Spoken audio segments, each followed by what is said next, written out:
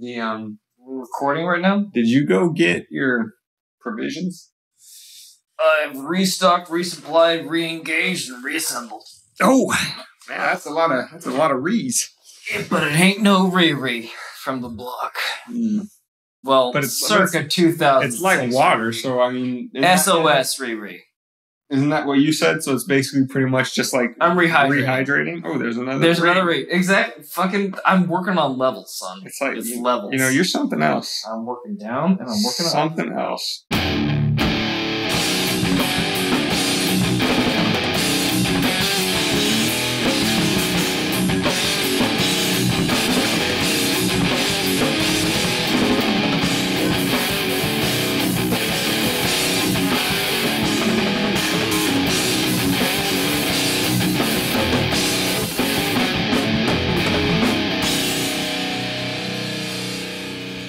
Ladies and gentlemen, welcome to Weapons of Meme Destruction podcast episode numero dos. My name's Dane. Would you stop saying it in Spanish? That guy Number is two. Number two, dos, whatever. You know, I'm trying to keep up this aura of bilinguality. Is that a word? I think I just made that up. Anyway, episode 2, you can find at all your favorite podcast places, and you can find at wmdpodcast.com /2. Where you'll find show notes for this episode. You'll find a place to comment, tell us why we're stupid and wrong and ugly and fat. And you can also see the blog at that website, and maybe support your hosts who you love so much and you want to see happy and healthy and able to give back to all their friends and family. Yeah, super boring, right? Okay, this episode is we're going to examine through the lens of the COVID response. Let us dissect and examine. The lens, actually, okay. What do we? Is there a meme in society in this one, or is this our first memeless episode? Go ahead. Restate what we're dissecting. Okay. Anyway, please. Purpose of this episode is Lenin's concept of who will overtake whom. Oh, for God's sake. As using the COVID response as a pedagogical device to explain that sort of political theory and what it does. What pedagogical means. A teaching, a learning device. Thanks. A pedagogy is a structured framework of how to teach somebody fucking something. Webster. So a device call you Webster from now on. Okay. You just start dropping goddamn vocab words on us. Anyway, like they're going out of style. Because it doesn't seem to make sense, does it? When we look at the response to the government's response to COVID, right? So on the one hand, I'm going to go left perspective first, then right. On the one hand, you have literally Hitler sitting in the most powerful seat on the whole planet. Doesn't that seem left? You said you left? No, I said I'm looking at it from the left perspective. First. Trump is the most evil person ever in the history of always, sitting in the most powerful office in the history of always, in the most powerful country in the history of always. I mean, he's physically, like, he, as Donald Trump, is sitting there. But what I'm saying, how somebody views him is going to be colored by their political persuasion. If you listen to episode 1, he's super safe. Yes. That's what you were trying to get me to do. That's a callback. It took me a while to catch in, but appreciate it. So why you would be super on board with his particular government taking over everything and shutting everything, take the Defense Protection Act, take over private industry and produce stuff towards forcing people to stay in their homes, yada, yada, yada. That doesn't seem to make much sense. And also just from a deeper liberal perspective of we're supposed to be about freedom and letting people live their lives and, all this kind of stuff. Now, again, you can say, well, caveat that with this is a very deadly disease that could kill a bunch of people. I get that. But what I'm saying is the general liberal view as juxtaposed to conservative is supposed to be more free and open. Yeah. I just want to finish up with now from the right viewpoint, Trump's not Satan. He's not a bad guy. He's #mypresident, whatever. But we, conservative as compared to liberal, tend to favor more structure and regimentation and stuff like that, right? But he's smarter than the system. Yeah. But don't trust what the system has to say now. These guys are making up. Or going back to the left side, Saint Fauci has said whatever we got to do, so we got to do it because he's this, bastion of truth and honesty and transparency, and he only wants, basically, experts need to rule. Experts need to rule, and dumb people need to not. But all I was trying to interject is that we thought it was going to be a grandma killer. It was going to wipe out, 2 million, 3 million, 4 million at the beginning of this? Those were some projections, and a death rate of 4%, and yes, that stuff. At the time that we're recording this, it has come out that not even a fraction of that was... we're a little over 100,000 as of this recording. Not to say that anybody that died in that, or that any families that lost loved ones, that belittles whatever happened to them. Corona was a motherfucker. We all agree on that. And we are sincerely send out our condolences to those people. However, it is not what they touted up in the media. That's all I wanted to interject. Or the fact that this whole thing, and we're getting a little bit off tangent here, but I do want to, this is an important point to make, is, and then here's our meme hook. I was asking at the beginning of this episode, what the hell should our meme be? But this is it. One of the memes. He didn't ask that once. One of the memes that we're creating, that were created around this, was the idea of it's the economy versus lives, as if those things have no impact on each other whatsoever. I mean, we know for a fact that, there's been studies on this in in previous, economic collapse and stuff like that. Suicide rises, substance abuse rises, domestic violence rises. These are called, there's a technical term for them. It's called deaths of despair. That's pretty much what substance abuse deaths and suicide, they're technically, when you look at the research or whatever, they were called deaths of despair. Did they rise? Did they fall? Whatever. And we know that when we have economic hardship, people lose their lives, people that otherwise would not have. And the other argument is, well, if you coronavirus all willy-nilly, whatever, people are going to lose their lives that otherwise would not have. But you can see how that's not a lives versus economy discussion. The discussion is fundamentally different than how it's been treated. It is a lives versus lives. Everything human beings, and this goes back to our bonus episode where we just talked about, incentives, and human beings' behavior is dictated by incentives. If you give the people just the objective facts, coronavirus is this new thing. We don't know that much about it. If you put a mask on, you're a lot safer. If you wash your hands, you're a lot safer. With all that information, you let free people in an allegedly free country go about their day and make their decisions. Oh, I'm 75 and I'm in the risk group. I'm going to severely limit myself more than, say, maybe someone who's 25. Yes, I know there's anecdotal points that a 25-year-old died or had to have a lung transplant. I get that. I know that. But what did the stat, that one incident or that handful of incidents don't completely answer all of the other stats? Like why did some countries who virtually did nothing have far less deaths? Why some countries had 0 deaths at all? Not one, not a single one. Did you know North Korea wasn't even affected by this? Not even a little bit. Yeah. And if you plot, you adjust per capita and all that kind of stuff. And if you plot all of the different, death rates versus policy and yada, yada, yada on it looks like a complete shotgun scatter. There is no correlational relationship between if we turn up regulation by this much more, we will have the deaths at exactly this as opposed to this or that. And if we turn it down this much, there's no correlational relationship there. Everybody was guessing at this. From China, literally locking people down, and still are, to the United States, passing these ordinances that were, sketchily enforced in different areas or whatever, but, not as drastic as China, but definitely more drastic than Sweden. It wasn't like Sweden had astronomical death counts. The U.S. had a little bit less, and then China had the least. That's not the way this played out. And so if you have those objective facts, and yet again and again and again, you're told, stay inside, this is the worst thing ever. We're all going to die. 2.5 million deaths, 4% death rate, yada, yada, yada. If you're always hit with that one narrative, maybe you should question the narrative. maybe life is not that simple. Maybe there's countervailing viewpoints that were out there from day one. In late April, they first started talking about the first Stanford antibody test, and they were theorizing, we think that, a good percentage more people have had this thing than we think. And if that's the case, and the death rate is far lower, and this thing isn't nearly as dangerous as we're being told. And when that study came out, it confirmed it. And other studies have come out since then and done the same thing.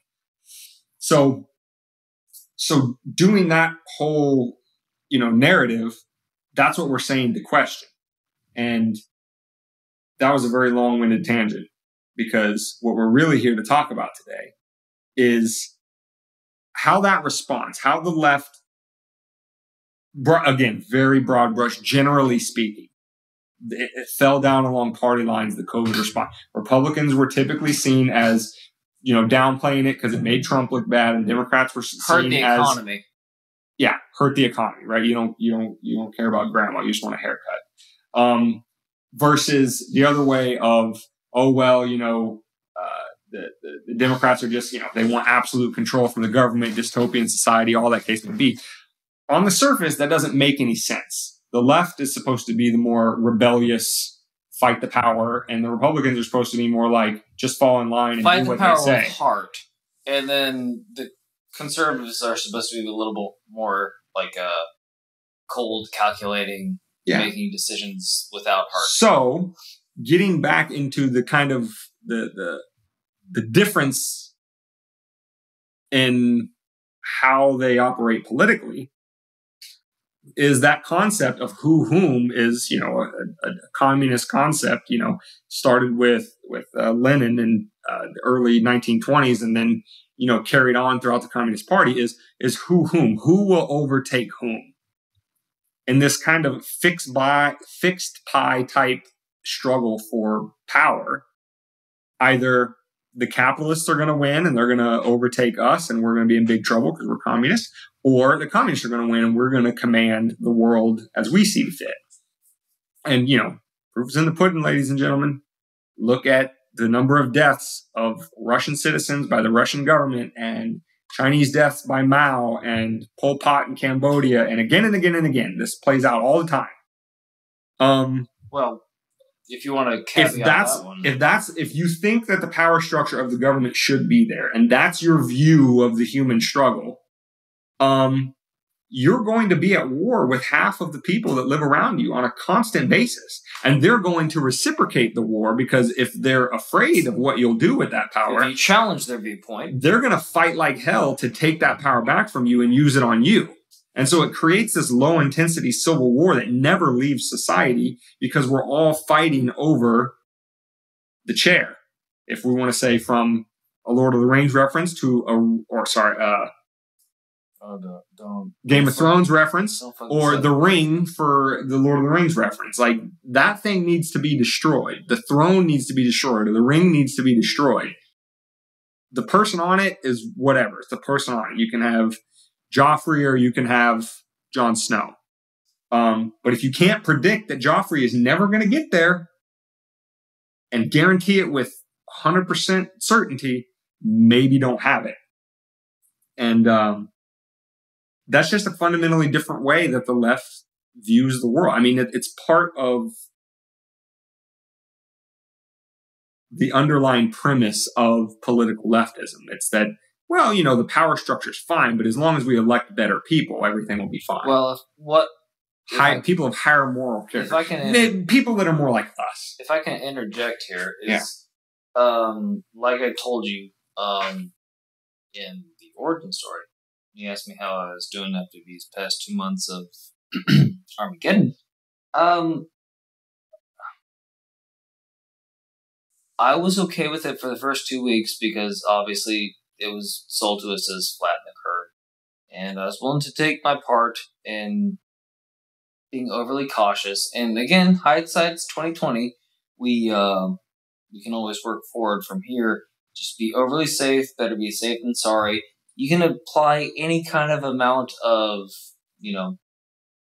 fun little quips or sayings to this thing that we did, I would say that in the time that we did it, we did the right thing. When we shut down when we shut down our economy for 2 weeks to make sure that nobody got COVID more so than any other person in February. February is when we shut down, right? Or was it March? I don't remember. It was late. Exactly. I think it was right in that February-March changeover. I was okay with it. But then when the totals came out, and statistically speaking, they were very, very, very low in comparison to the projections. Right, the projections and predictions. And then we stayed closed for a month. Then we stayed closed for 2 months. And then yada yada. And then once we hit 100,000, it was a crisis. It was the worst pandemic we'd ever seen ever. Sidebar, it wasn't. Spanish flu hit us harder. Everything else in the fucking world hit us a hell of a lot harder than this pandemic, quote unquote, ever did. Now, going back to what I was saying, if we were so reticent and so taken aback by losing 100,000 Americans a year, I'm just gonna put it to a sidebar and say, I've already looked up the statistic. 647,000 Americans die each year due to heart disease caused by poor diet, caused by everything else. Yeah, but David, what do you have to say about the fact that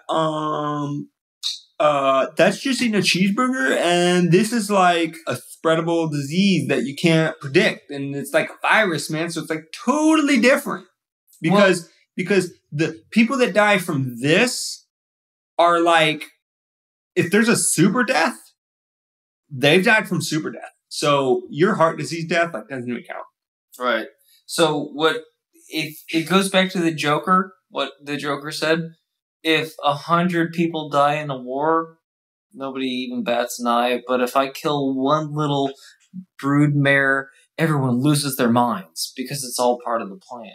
It's as long as you're not told that nearly 700,000 people die a year from a completely preventable disease that the American government is foisting upon you through your FDA regulations, through your sugar, through this, that, and the other, you are supposed to be healthy. You're supposed to take care of your own health, and that will keep you through. How many times have you heard, and I know I'm stealing this from the JRE, sorry guys.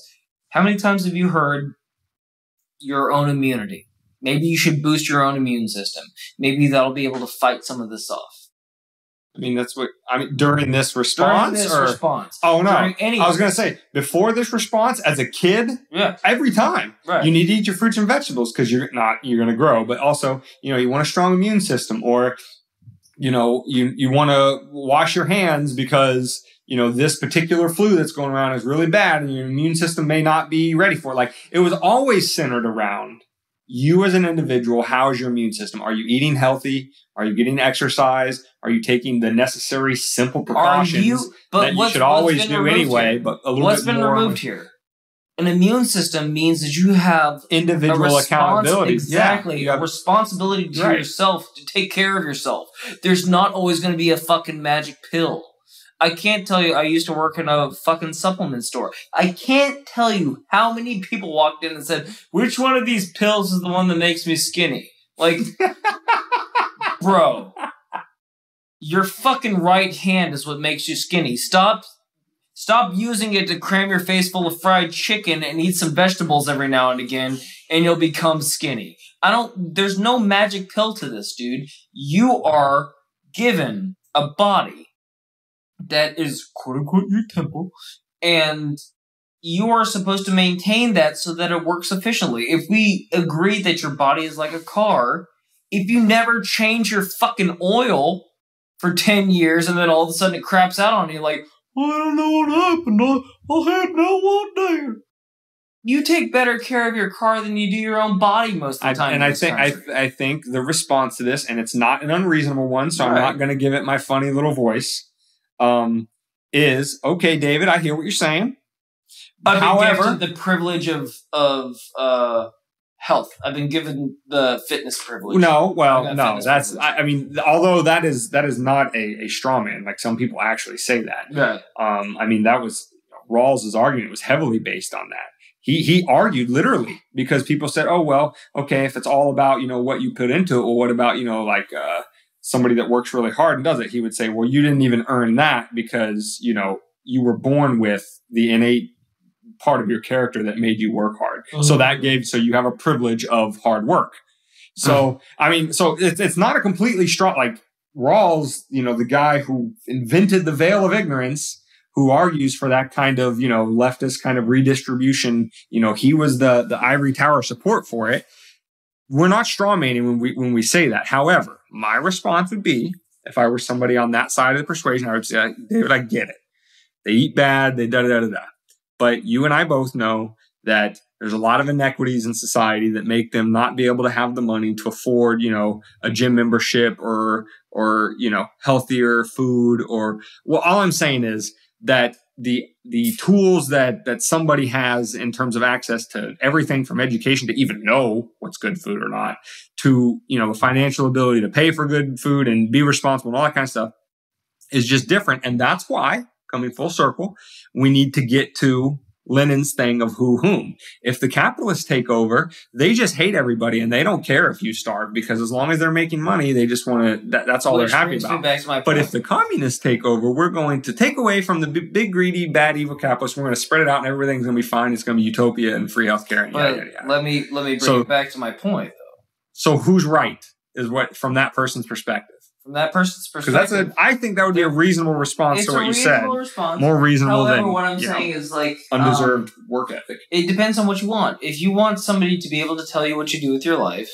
and you want to be a part of Mother Russia, and you want to be, you want to work as a accountant for the same thing that somebody and get paid the same thing that somebody that makes a burger over here gets paid. Fine, that's cool. Live your life that way. If you want to be mandated into labor so that you don't affect the bottom line of your Soviet or your communistic government, that's awesome. However, we live in a free society, quote unquote. But it's a misconception to think that freedom is also a freedom from consequence. No, it's a freedom of choice. And choices elicit consequences. And what happens is that you've made the choice to eat things that taste good. You've made the choice to listen to the other people that said, go out, get a burger. Yes, it tastes delicious. It's very cheap too. And then the argument is also that, well, it costs a lot of money to eat healthy. Well, I'm here to tell you that I don't pull down 6 figures a year, number one.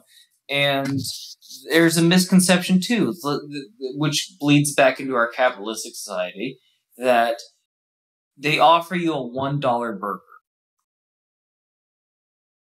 How the fuck can anything else compete with a $1 burger with a bun, cheese, 2 pickles? Right. So that's part of their argument. Pickles. That's part of their argument. If that's all they can afford, like, why are we knocking them for making those decisions? Here's the thing. It doesn't sound to me like they have freedom of choice, David. No, they have no freedom of choice. But they have every freedom of choice. Because it's, what's the best rehab? I learned this quote from you, so you better know the answer. The best rehab is prevention. Prehab. God damn it! Well, it's prehab. Well, kind of the same thing. If you prevent getting the disease, pay me now, pay me later. Yeah. Okay, you can't afford good food now. Okay, so you'll buy shitty food. What happens after you buy shitty food? You get sick. What happens when you get sick?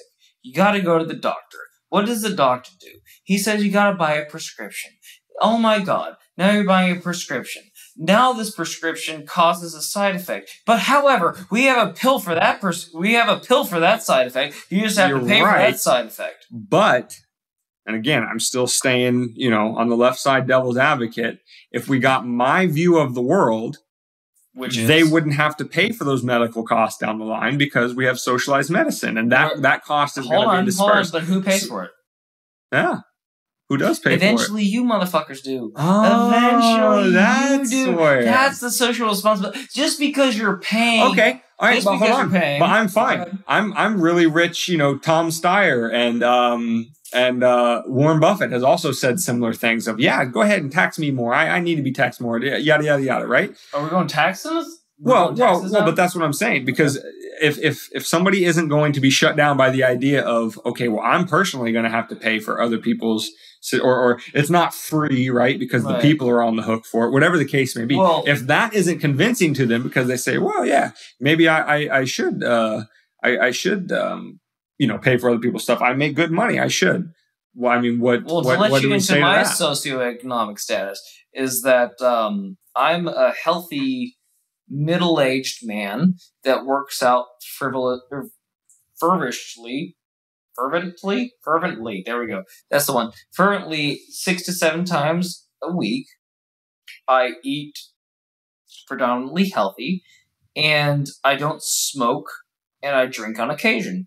I can't afford health insurance because there's people that can't afford even basic. Okay, so we want to protect you. We want to give it to you for free. No, they don't give it to me for free because I'm telling you, they are. I'm not allowed to get it for free because I have to make up for all the other people that aren't as responsible with their bodies as I am.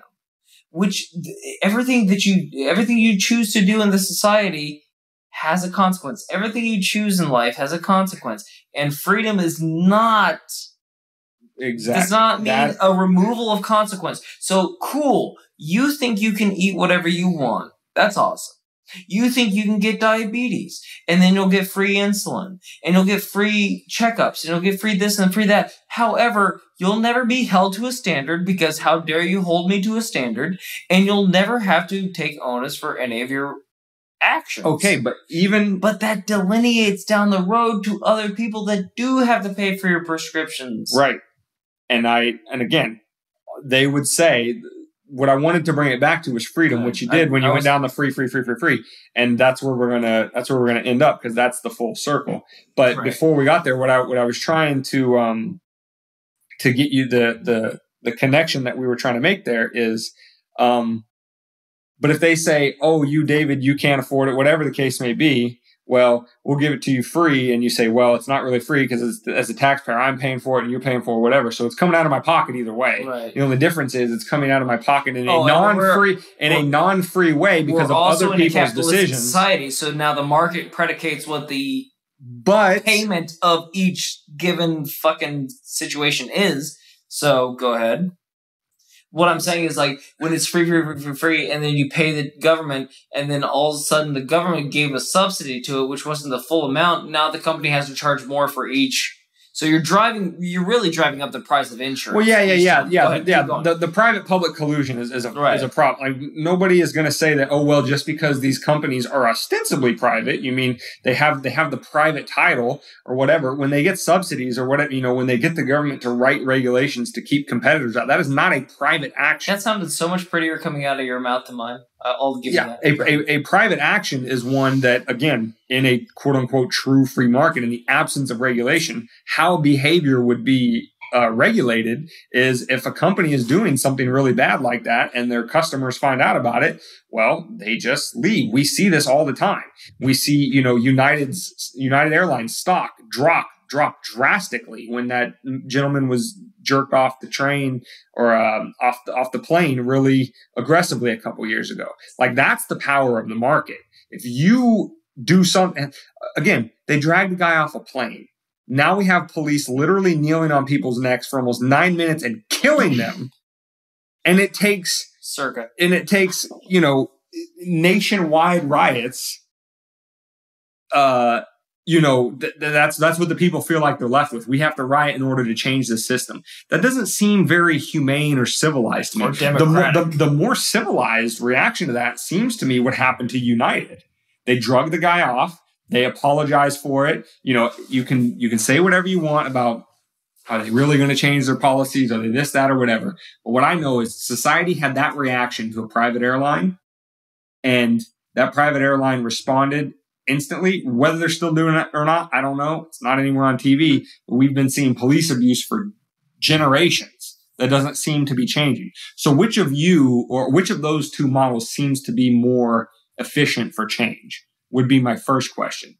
But coming back to the bow at the end, when David was talking about free, that is the conversation in this who-whom dynamic.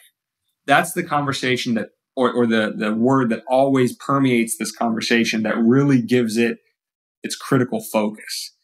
And what that means is the American people claim it's a free country, right? It's a free country. We value freedom as a society. You know, we want free. We want immigrants to be able to come here as freely as possible and work and love who you love. And like these are all tied up in the fundamental concept of freedom, right? But if your other focus is equality imposed by force,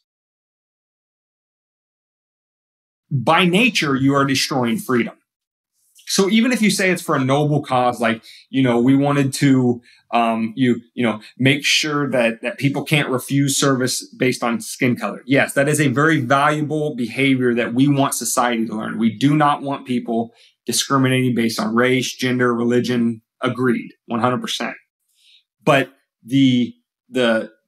there's more outgrowth from that in terms of what the state does, in terms of imposing things that, you know, aren't like, for example, bake the cake in Colorado, right? Now, the couple who went there to get the cake, I'm sure their feelings were hurt, and justifiably so.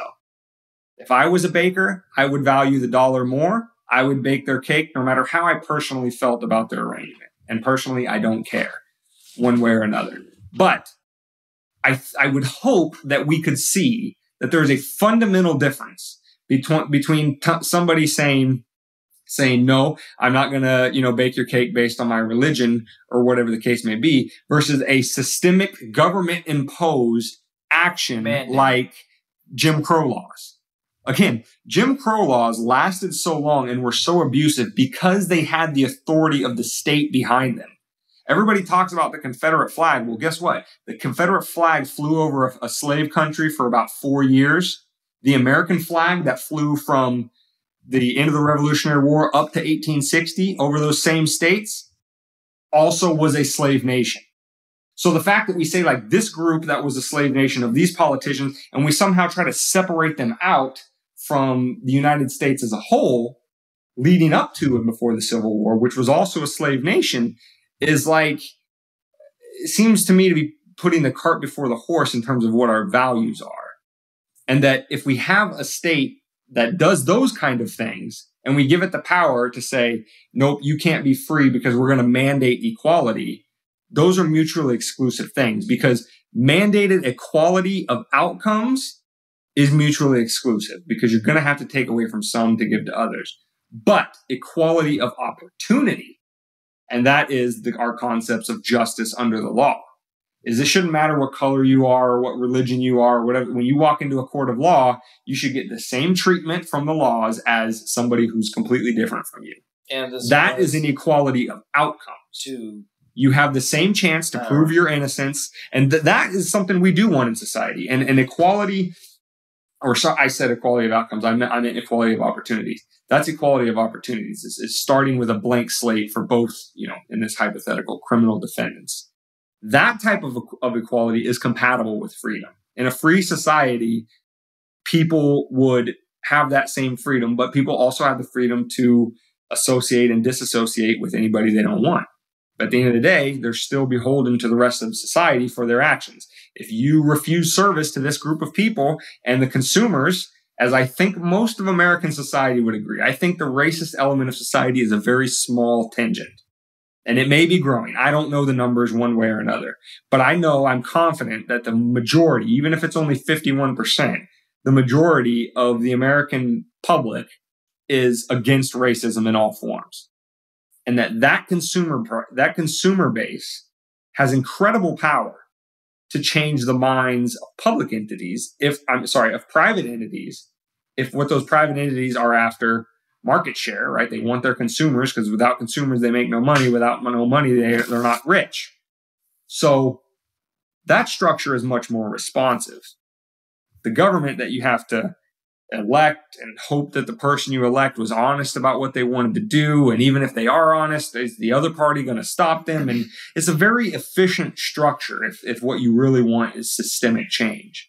And so all we're saying is this who versus whom concept from Lenin is the wrong way to view political arrangements and interactions and stuff like that. Because if we're always fighting over a power center, we're just one bad election away or one tin-pot dictator away from, destroying us, destroying our lives, destroying our country, destroying our families. What about the idea of checks and balances? I mean, it's a nice concept. I can definitely sympathize with the reason for why the founders wanted to try to make that, a fundamental principle of our government. But I would have to say that at this point in American history, it's been a miserable failure in terms of its practical application. It's like that old Lysander Spooner quote.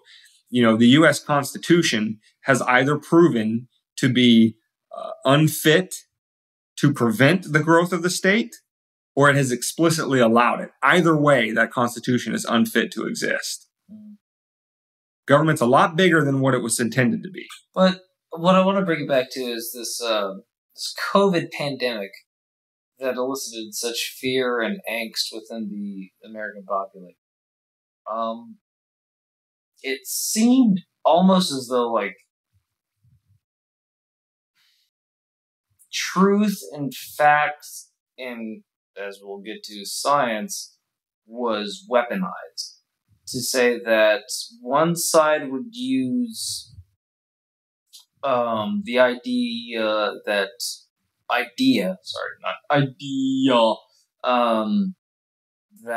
science equals truth equals what they need to base their argument on. However, they would immediately divert to a moral obligation once the numbers and facts and figures didn't really meet their standards. You don't get a haircut because you want grandma to die? Correct. That kind of and objection. Then one side, put it this way, just to sidebar it, and to let you know on my personal perspective on this. I thought that this would be when Ronald Reagan, or was it Ronald Reagan, or was it Carter that said that the only thing that would bring the world together would be like an alien invasion? Reagan, he did it in front of the UN. Right. So, this was the alien invasion. And Reagan was wrong. This was... it should have brought us together? It's threatening our lives. Allegedly. Right. Correct. It's threatening our lives and the lives that we have known. And they'll change inconceivably. And we are going to lose loved ones, friends, and family. Which I call it loved ones, friends, and family because they're not all necessarily connected. Sorry, the same group. But I will say that I was hoping our families and friends are sitting there going, "Oh my God, did they hate me? Fuck these guys! So Am I the one that they hate?" Them anymore.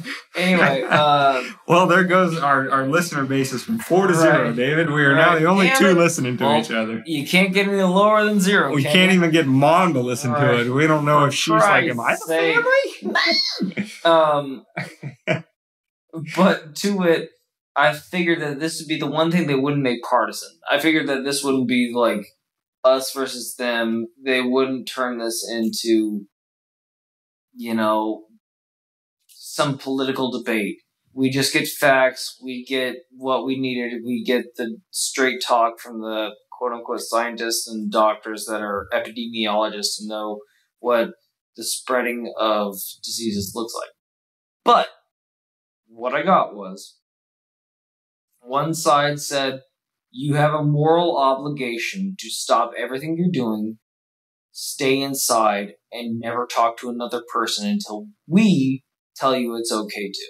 And then the other side said, if you go outside to the mall, right, you're killing everyone's grandma. Including mine and me, who choose to stay home. Right. Who will never have contact with you because I've stayed home. It's impossible to avoid it. Once somebody has it, everyone gets it. And then the other side said that this is a hoax and it's all in coup Against fashion Donald Trump or whatever, to try to get Donald Trump out of office. And I threw up my hands and I try to placate some responsibility. I turned on to quote CNN one time and they were telling me how racism has led to COVID attacking the black community. And I turned it off. I mean, I think on an objective level, I think the numbers were higher per capita. I don't know No, it's correct. But I think, the impoverished that couldn't afford health insurance, that couldn't afford decent meals, going back to what we were talking about earlier, all the subsets that they said that they were pretty much precluded to and not allowed any other choices other than is what's affected, and it's our fault. So they would say, so again, their response would be the same thing. That tells you that the problems are systemic. Correct. That tells you that, there's a reason why these communities are hit harder. It's because the policies aren't fair. Not only are these, in one very real sense, in a direct, explicit sense, interaction with police, these communities are policed differently. They're policed more punitively. In addition, these communities suffer from more, blight or whatever the case may be. The government just doesn't seem to care about these communities as much as they do, your richer communities, right?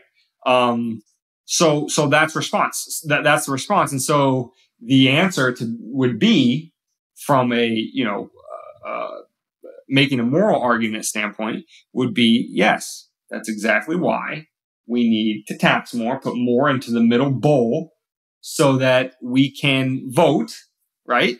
To have the right people pass out the bowl more evenly to help these communities that have been abandoned. And so my question would then be, and I think this is an honest question. This isn't a below the belt kind of question. I mean, let's ask it. Why are a lot of these places where the most unrest is happening are places that are typically run for long periods of time? I personally looked into Minneapolis. And Minneapolis, Minnesota has not had a Republican mayor since I think like 1972, something like that. He was the mayor for one day. And the last Republican mayor before him was like 1961. So, that's just a proxy for showing you that like the people in Minneapolis, Minnesota have been quote unquote voting harder or making the right decisions in terms of politics. They're voting for the good party versus the evil party, right? They've been doing that for what is this now? What is 1961? So 50 years. The current police or the current mayor, Democrat, current police chief, Democrat, both senators in Minnesota, Democrats, the Republican representative for where Minneapolis is at, Democrat. Well, what I'll say, all the way down the line. And again, this isn't to only, the only point I'm trying to make is a glib response like vote better or vote harder, as if that's somehow the solution. Like, again, and I take these people that say that at their word when they say things like, I want systemic change. I know you do. I agree with you. And I would love to fight with you to get that systemic change. But your proposed solution of just vote, as if the last 60 years or 50 years haven't shown you that, that's not doing much. Well, what I will say is that when they say the cards are stacked against them, but the reason why they're saying it is this who versus whom mentality. They think that if the Republicans take over, and they very well may be right, that maybe the Republicans will take over and it'll be worse. I don't know the answer to that, but all I know is it's pretty bad now, and what they've been doing should probably change. The system goes back to what I was saying before. These people that are impoverished, they have been sold a bill of goods. They've been sold that this food anybody on the socioeconomic rung who isn't, living in a gated community with fancy private security and yada, yada, yada. Correct. This could be this applies to coal country Appalachia. This applies to Kansas, where we grew up. And it's not about race. It's not about race. Yes. It's not about. It's just a lack. It's about a socioeconomic status that affects people regardless of race. May not be in the same proportionality, but poverty hits everybody pretty hard. Correct. And when you're impoverished and you're told that one meal costs you $10 and another meal costs you $20 at face value, it sounds correct. But again, these are all policies. These are all, the FDA comes involved. The sugar companies come involved. The people that you vote in are part and parcel to all the, what are they called? I don't know.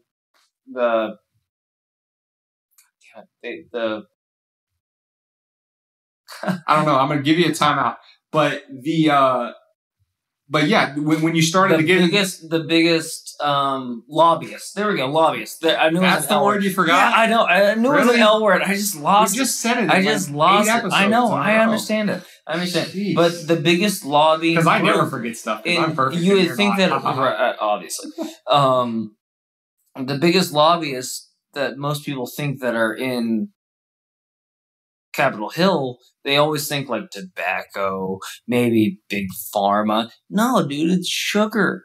And the FDA and big sugar controls big FDA. So now they're feeding us poison at an alarming rate, telling us that it's more affordable. That's, yes. Which leads lobbyists bad, but the I didn't say lobbyists bad. I'm saying my whole point is that the people that come out, like the people, the elected officials that we have, come out and say, I'm gonna change it this time, and they go in and do the same fucking thing. Because guess what? Like we said about Facebook, when there's no conflict, there's no interest, and when there's no interest, things die.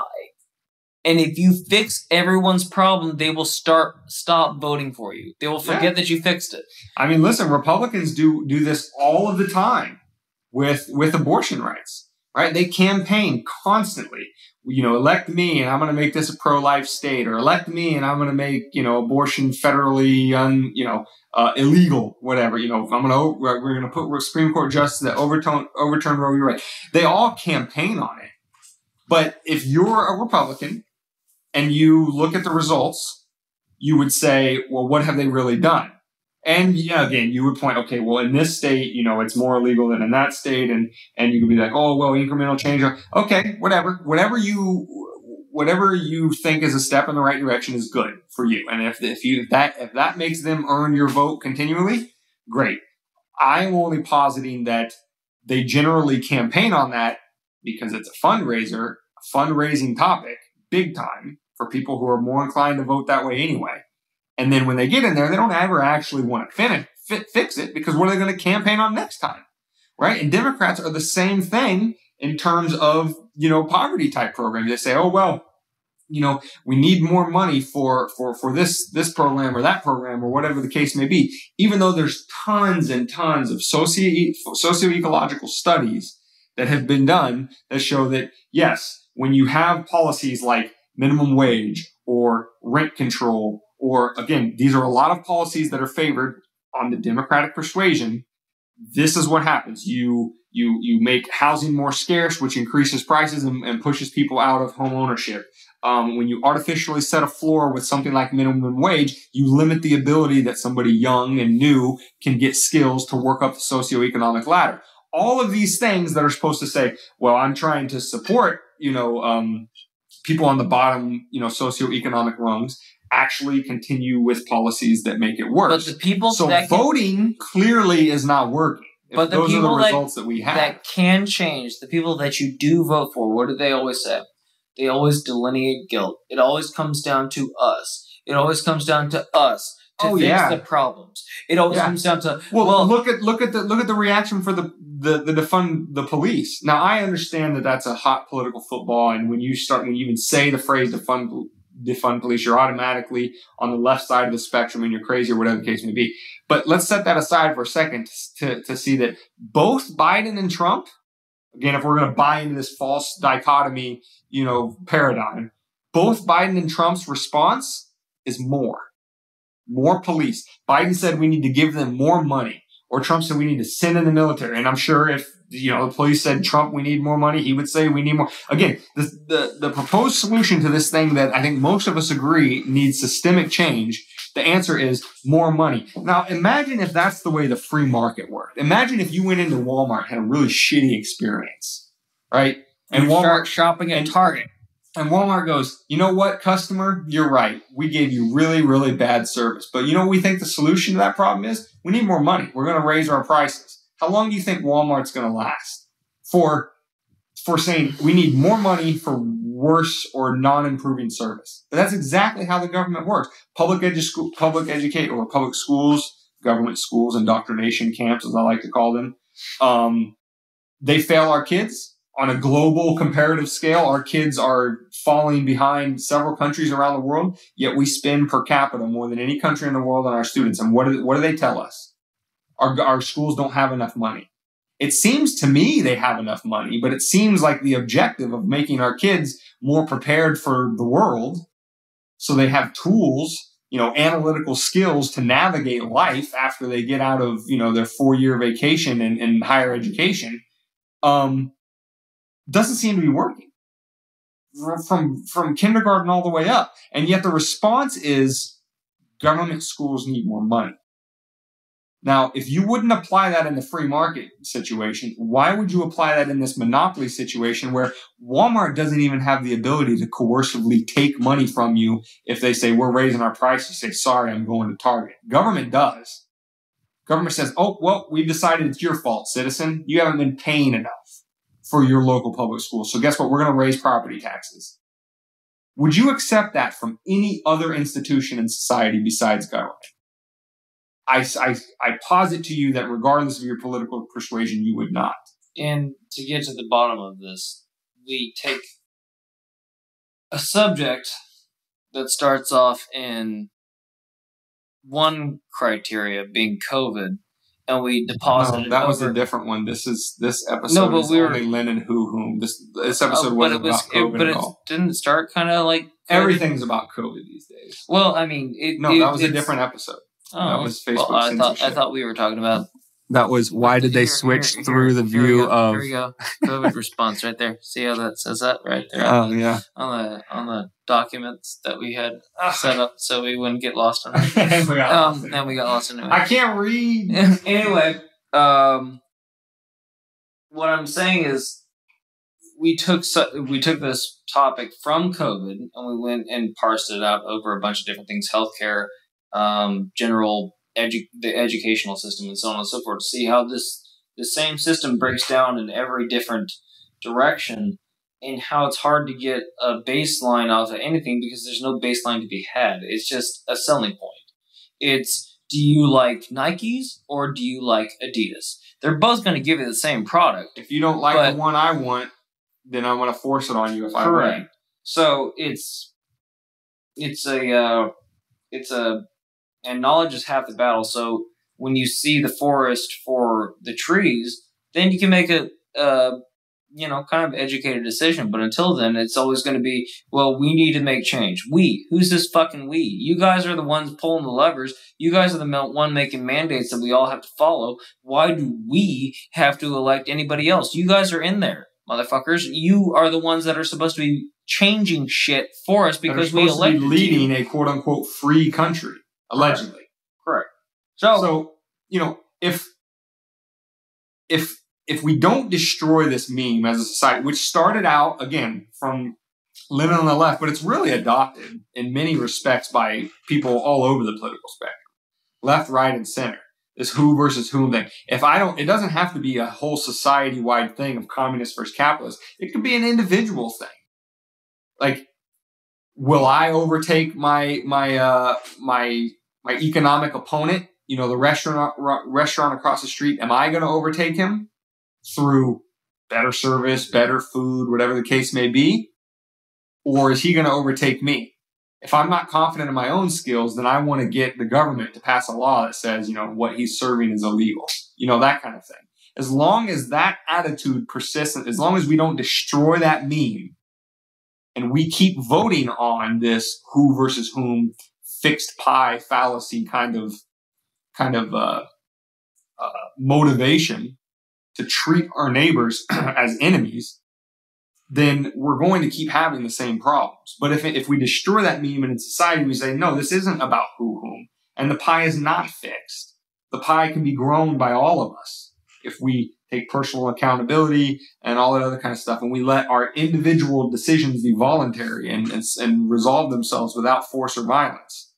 It sounds like a utopian ideal, and again, maybe it is. Nobody here is promising utopia. But so is democracy when they came up with it. Yeah, but, there's a comedian I really like named Dave Smith, and he has said this before. There is nothing, absolutely nothing more utopian than the idea that you could create a government that has the power to do what our government does, and that it would decide to self-regulate and not make that power grow. That is utopian. Not the idea that maybe in some hypothetical future, if human beings, as a society or a culture valued freedom and voluntary interaction over state-imposed coercive violence, maybe they would act more responsibly toward each other. And maybe there wouldn't be all this division that causes us to hate each other and yada, yada, yada, yada, yada. You know what I think that was? That's possible. Nobody's promising that as utopia. But we are being promised utopia in the form of elect better politicians and everything will get better. That's a nice segue into our next topic in our next episode, which is... Are you spilling it here? I'm not going to spill it here. I don't know what it is. They'll have to read ahead. Oh. And if you're gonna have late to the catalog, you're a cheater. Stop doing that. You never get ahead in life by cheating. All right? You're only cheating yourself. Our people, we love you. All right. And we want you to find this, you're listening to it. Obviously, you've already got it on your podcast catcher. But we also want you to come over to wmdpodcast.com to interact with us in other ways as well. To join on the comment section, not only on this episode, but on our blog posts. We want to create a community of open discussion and dialogue. We want to hear back from you. These understandably complex and sometimes difficult topics. Tell us why we're wrong. Tell us why each other's wrong. Or tell us why you agree. And like I said, if you're coming over to the page just for this episode, maybe you want to send it to a friend. It's wmdpodcast.com/episode 2. Or not episode. I don't want to confuse you. Just /2. Oh, thank God. Yeah, I think they got that one. It's really complicated. Yeah. I don't know the complicated ones. Just put toe. But enjoy this metal. Peace. Woo!